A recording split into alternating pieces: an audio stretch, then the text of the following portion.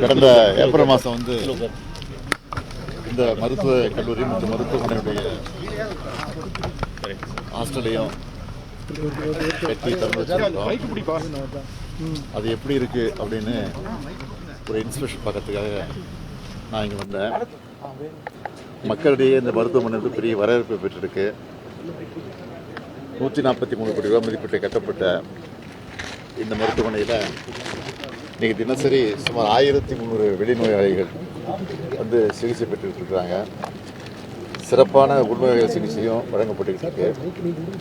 அதே மாதிரி MRI, CD போன்ற நவீன வசதிகள்லாம் செய்யப்பட்டிருக்கு. அது எப்படி மக்கள் பயன்படுத்திக்கிறாங்கன்னு பார்க்க வந்தேன். இதெல்லாம் வெளியில் வரைக்கும் மக்கள் வந்து வெளியில் தான் தனியார் போய் எடுத்துக்கிட்டு நல்லா வீணாக செலவு பண்ணிகிட்டு இருந்தாங்க. இப்போ எந்தவித பணம் செலவு இல்லாமல் இங்கேயே எம்ஆர்ஐ, சிடி ஸ்கேன்லாம் எடுத்து கொடுக்குறாங்க. அதே மாதிரி மருத்துவக் கல்லூரி மாணவர்களையும் சந்தித்து பேசினேன். வசதிகள்லாம் எப்படி இருக்குது, ஏதாவது குறைகள் இருந்தால் சொல்லுங்கன்னு கேட்டேன். எந்த குறையும் இல்லை, திருப்தியாக இருக்கிறோம், ரொம்ப சிறப்பாக இருக்குன்னு சொன்னாங்க. எனவே கூடுதல் வசதி என்னென்ன தேவைப்படுதோ அதெல்லாம் கேட்டு அதையும் விரைவில் செஞ்சு கொடுக்கறதுக்கு இந்த அரசு தயாராக இருக்குன்னு தெரிவிச்சு, கடந்த ஏப்ரல் மாதம் வந்து இந்த மருத்துவ கல்லூரி மற்றும் மருத்துவமனையுடைய ஹாஸ்டலையும் கட்டி திறந்து வச்சிருக்கோம். அது எப்படி இருக்கு அப்படின்னு ஒரு இன்ஸ்பெக்ஷன் பார்க்கறதுக்காக நான் இங்கே வந்தேன். மக்களிடையே இந்த மருத்துவமனை வந்து பெரிய வரவேற்பு பெற்றிருக்கு. 143 கோடி ரூபாய் மதிப்பீட்டை கட்டப்பட்ட இந்த மருத்துவமனையில் இன்றைக்கி தினசரி சுமார் 1300 வெளிநோயாளிகள் வந்து சிகிச்சை பெற்றுக்கிட்டு இருக்கிறாங்க.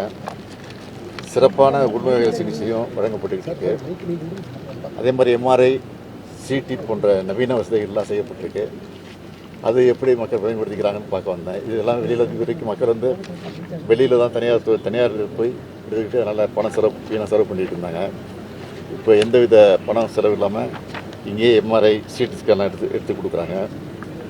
அதே மாதிரி மருத்துவக் கல்லூரி மாணவர்களையும் சந்தித்து பேசினேன். வசதிகள்லாம் எப்படி இருக்குது, ஏதாவது குறைகள் இருந்தால் சொல்லுங்கன்னு கேட்டேன். எந்த குறையும் இல்லை, திருப்தியாக இருக்கிறோம், ரொம்ப சிறப்பாக இருக்குன்னு சொன்னாங்க. எனவே கூடுதல் வசதி என்னென்ன தேவைப்படுதோ அதெல்லாம் கேட்டு அதையும் விரைவில் செஞ்சு கொடுக்கறதுக்கு இந்த அரசு தயாராக இருக்குன்னு தெரியும்.